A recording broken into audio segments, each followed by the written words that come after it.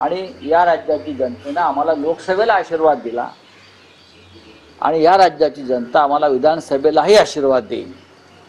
देवेंद्र फडणवीस यांच्याविषयी इतकंच सांगेन, त्यांनी सत्तेचा गैरवापर केला।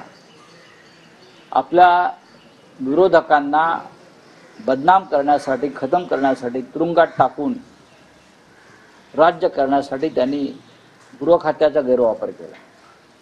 त्यांच्या अवतीभोवती असे लोक आहेत भ्रष्ट, कलंकित, व्यभिचारी।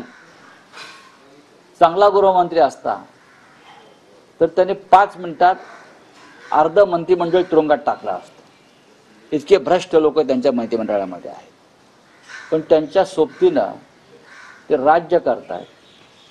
हे महाराष्ट्राला, महाराष्ट्राच्या संस्कृतीला शोभणारं नाही। सर, आज नीति आयोगाची आज बैठक आहे, काय वाटतं महाराष्ट्राला काय मिळेल?